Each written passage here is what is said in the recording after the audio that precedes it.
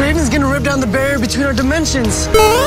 Okay folks, I'm a bit late to talk about this episode, but let's talk about Dimensions in Danger, the 10th episode of Power Rangers Super Ninja Steel, and the 25th anniversary episode of the franchise. Now you're probably asking me, was this one episode better than Super Mega Force, where it had an anniversary season dedicated to 20 years of Power Rangers, with us only getting roughly about 5 episodes dedicated to those Rangers, most of those episodes not being very good, and of course the disappointing legendary battle that we got at the end of the season.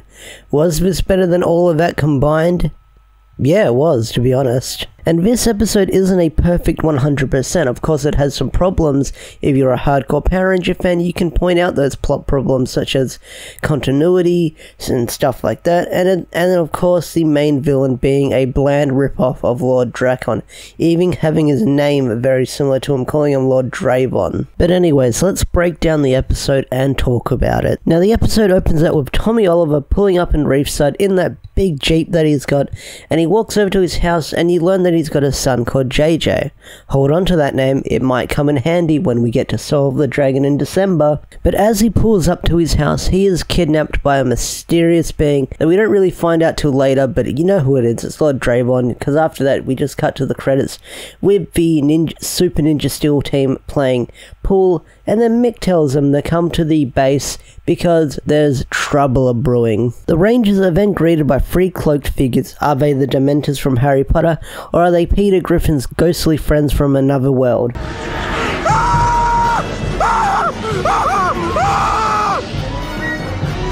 Nope, they turn out to be Wes, Gemma, and Coda, and I kind of like this reveal because they do talk about how Coda and Gemma are from the RPM and the Dino Charge world, where dinosaurs ruled and there's an evil virus called Vengex, and Wes being from all over the place, you know, because you can time travel. But there's one line that really bugs me that Wes says, and I know it's just one line and it doesn't bother me the entire episode, but you kind of see it at the end of the episode when it ends, and that is Lord Draven has been stealing Rangers from all kinds of different dimensions. And recently, a number of Rangers began disappearing from different dimensions. We're trying to find out what happened to them. Which doesn't really make any sense because we know that there are 3 dimensions in Power Rangers. The main universe one, which our heroes are from. We've got the RPM world and the Dino Charge world. So to say those Rangers that are going to be rescued are from a different dimension makes no sense because the Ranger timeline has been very straightforward, which Jen says in the comics, saying they're from the future in the year 3000 in this timeline.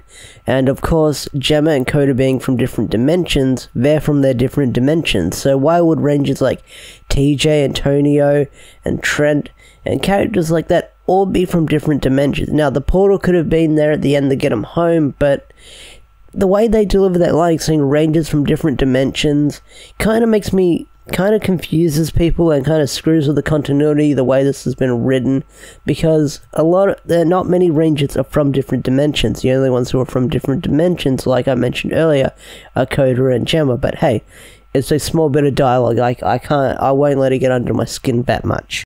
After that, the Rangers go to Reefside to find Tommy Oliver, but unfortunately, Tommy isn't there, and we see Lord Draven and Robot Tommy, which we learn that Lord Draven has captured Tommy and made a robot clone of him, which he's using to lure in the other Rangers and capture them, because Lord Draven's plan is he's working with Madame Odious to get these arrows, and if he shoots them into the sky 3 times, the dimensions will be his to conquer. So it's sort of like the Shattered Grid plan, just not as good. After the conversation between the villains, Draven returns to his fortress, but as he's walking through the portal, you see that his Tommy robot isn't that perfect because his stepping through CGI portals needs to be worked on. I think he's stepping a bit too early there, buddy. And after this scene, the pacing goes by really quickly. I mean, they confront Lord Draven's castle, and the action is just non-stop as the plot keeps moving.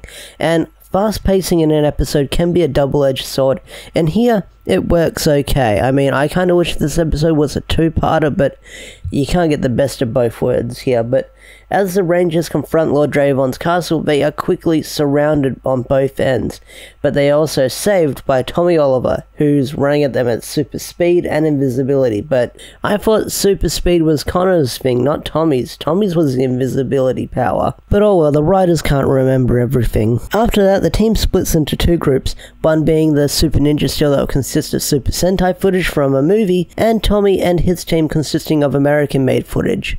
And if we're talking about Tommy, let's talk about that cool fight scene he got against his robot counterpart. We see JDF doing all kinds of flips and stuff, jumping around the place, kicking butt, and when he morphs into Black Dino Thunder Ranger and he's getting his ass handed to him, because this is in the extended cut where Tommy gets his butt kicked, you see his helmet all cracked through the visor, and then he pulls out the Morphin Master, or the Master Morphin, whatever you want to call it, and then he goes into Zeo Ranger Red and starts kicking butt, and then he goes into White Tiger Zord power and starts kicking butt, then he goes into the Green Ranger power and starts kicking butt.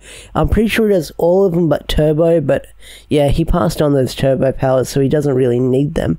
But this was one cool fight scene, and it was mostly fan service. I'll admit that this was fan service at its finest. If you're a Tommy fan and you remember all of those forms that Tommy had, this was fan service at its finest, and it was one cool action scene. I mean, it was over before you knew it, but because if you just didn't pay attention, it was over really quickly. But it was 3 minutes of Tommy kicking ass, and it was so damn cool. After that, the veteran Rangers are saved. Last thing I remember, I was meeting with Tommy when some kind of Rangers attacked. That wasn't Tommy. And those weren't Rangers either. They're Lord Draven's robots. Draven? I was hoping I'd never hear that name again. And TJ, you haven't even heard of Lord Draven. He's from a different dimension, they said. Unless you met him while you're out in the Dagobah system, then no one knows who this guy is. So why are you even bringing him up? Well, they had to give every returning Ranger 1 or 2 returning lines for this special. Now let's talk about the final fight scene, because it's something to talk about and it's really cool. My main gripe with this final fight scene is when all the returning Rangers show up, they just morph right on the spot. We don't even get a morphing sequence dedicated to them. They just morph instantly, and it cuts to the morphing special effect where they are just CGI glowing and they're already in their spandex and ready to fight. Now, I can understand why people are upset with this, and no one got their own morphing sequence dedicated to them. And a lot of these actors are older, so they'd have to film brand new ones instead of doing the complicated CGI ones. I understand that, because it would take a lot of time and money to film new morph sequences for these characters who have a lot older. I'm not going to say they're very old, but you'd have to film brand new ones instead of using stock footage from 20 years ago when they morph. But that's understandable. Anyway, this fight scene is really cool. You see Rangers kicking ass, they have quips here and there. It's something to be really proud of and really enjoy. And then at the last minute, we get the another big fan service thing dedicated to us, and that's Tommy piloting the Falcon Zord and driving it right into the fractured fractured dimension, and that kind of defeats Lord Draven, and it's the end of the episode. After that, the episode ends with the Rangers shaking hands with each other, saying some inspiring words, and then they all say goodbye to each other. Oh good, I have Mammoth Hunt suit. And that's where the episode ends, and Dimensions in Danger. Was it a good episode? Yes. Was it better than the Legendary Battle? Yes. The thing is, with the Legendary Battle, it was a season dedicated to 20 years of Power Rangers, and it was built up from the get-go with hype and marketing and stuff like that. Fans were expecting their favorite Rangers to return, and not a lot of them did. And then when we got to the Legendary Battle, that was a disappointment itself, with stuff that could have been done better. Cameos could have been done better, and Rangers who appeared in that episode could have had a few more lines here and there. And that's the thing with Dimensions in Danger. It was sort of, we had no idea we were getting a 25th anniversary special. We knew that Rangers were returning, but we didn't know when. But when we found out they were returning the second week after the hiatus that Super Ninja Steel took, it was sooner than expected. But hey, this episode was hyped up with marketing through the actors and Nickelodeon hyping it up. But the disappointment wasn't there because it wasn't a whole season to play off like Super Mega Force. I know that this episode felt a bit rushed, but hey, it wasn't just disappointment. We were expecting some big giant battle between between Rangers. We got that giant battle with a disappointing ending for that season.